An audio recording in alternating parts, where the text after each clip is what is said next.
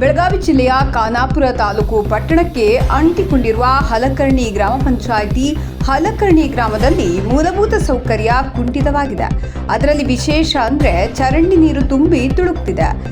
ಗಟಾರು ಹೊಸ ನಿರ್ಮಾಣ ಮತ್ತು ಸ್ವಚ್ಛತೆ ಮಾಡುವ ಬಗ್ಗೆ ಇಂದು ಗ್ರಾಮ ಪಂಚಾಯಿತಿಗೆ ಮನವಿ ಸಲ್ಲಿಸಲಾಯಿತು. ಈ ಸಂದರ್ಭದಲ್ಲಿ ಕರ್ನಾಟಕ ಯುವ ರಕ್ಷಣಾ ವೇದಿಕೆ ಖಾನಾಪುರ ತಾಲೂಕು ಅಧ್ಯಕ್ಷರಾದ ಶ್ರೀ ಪಾಂಡುರಂಗ ಗುಳನ್ನವರ, ತಾಲೂಕು ಉಪಾಧ್ಯಕ್ಷರಾದ ಶ್ರೀ ಅಫ್ಜಲ್ ಐರಾಣಿ ಮತ್ತು ಅಜರುದ್ದನ್ ತಹಶೀಲ್ದಾರ್ ಮತ್ತು ಸಂತೋಷ್ ಮಡಿವಾಳರ, ತಾಲೂಕು ಪ್ರಧಾನ ಕಾರ್ಯದರ್ಶಿ ಮತ್ತು ಸುರೇಶ್ ಖಾನಾಪುರ್, ಪರಶುರಾಮ್ ತಳವಾರ್, ಮಂಜುನಾಥ್ ಶಿವಪುರ, ಶಿವರಂಜನ ಬೋಶಿ, ನಹೀಮಾ ಗೋವೆ, ದರ್ಶನ್ ಪೋಲಾ ಇನ್ನು ಉಳಿದೆಲ್ಲ ಪದಾಧಿಕಾರಿಗಳು ಉಪಸ್ಥಿತರಿದ್ದರು.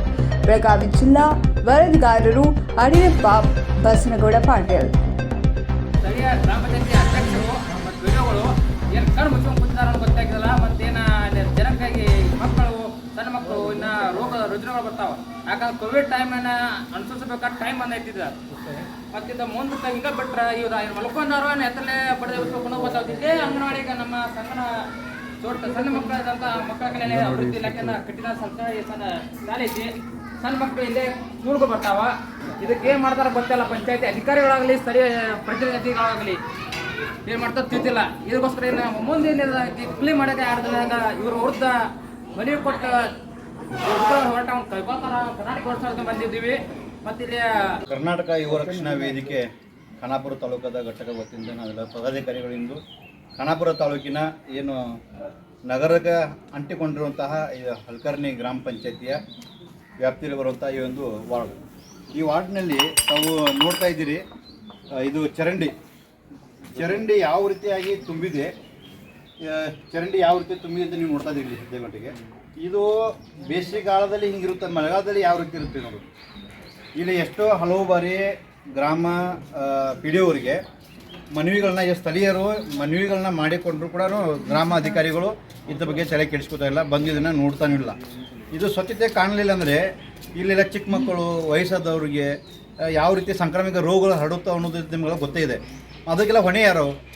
ಸರ್ಕಾರದವರು ಎಷ್ಟೋ ದುಡ್ಡುಗಳನ್ನು, ಅನುದಾನಗಳನ್ನ ಪಂಚಾಯತಿಗಳಿಗೆ ಕೊಟ್ಟಿದ್ದಾರೆ. ಏಕೆ? ಗ್ರಾಮಗಳನ್ನು ತಾವು ಸ್ವಚ್ಛವಾಗಿ ನೀಟಾಗಿ ಇಟ್ಕೋಬೇಕಂತೇಳಿ. ಆದರೂ ಕೂಡ ಇಲ್ಲಿ ಪಂಚಾಯತಿ ಆಫೀಸ್ ಭಾಳ ದೂರ ಇಲ್ಲ.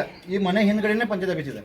ಈ ರೋಡು, ಈ ಗಟರ್ ನೀರು ಅವ್ರ ಪಂಚಾಯತ್ ಆಫೀಸ್ ಕಡೆಯಿಂದ ಗಟರ್ ಮುಖಾಂತರ ಹಾದಿ ಕೆಳಗಡೆ ಹೋಗುತ್ತೆ. ಆದರೂ ಕೂಡ ಇಷ್ಟೊಂದು ನಿರ್ಲಕ್ಷ್ಯ ತೋರುತ್ತಿರುವಂತಹ ಪಿ ಡಿ ಅವರು ಏನು ಮಾಡ್ತಿದ್ದಾರೆ ಕೇಳ್ತಾನೆ ಅನ್ನೋದು ಇಲ್ಲಿ ಸ್ಥಳೀಯರಾದಂಥವ್ರು ಮಾತಾಡ್ತಂಥ ವಿಷಯಗಳು.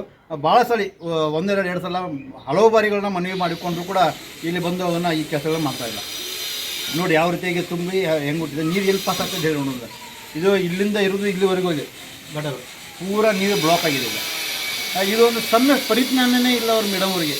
ಇಂಥ ಒಂದು ವಿಷಯಗಳನ್ನು ತಂದು ಸಂಘಟನೆದವರು ಅವ್ರ ಮುಂದೆ ಇಡಬೇಕು. ಅಂದರೆ ಎಷ್ಟರವರೆಗೆ ಅವರು ಕಾಳಜಿ ಕೆಲಸ ಮಾಡ್ತಿದ್ದಾರೆ ಅಂತ. ಇದೇ ಓಣಿಯಲ್ಲಿ ಇದೇ ಸ್ಥಳೀಯರಾದಂಥ ನಮ್ಮ ಸುರೇಶ್ ಅವರು ಇದ್ದಾರೆ. ಅವರು ಇದೆ ಮಾತಾಡ್ಬೇಕು.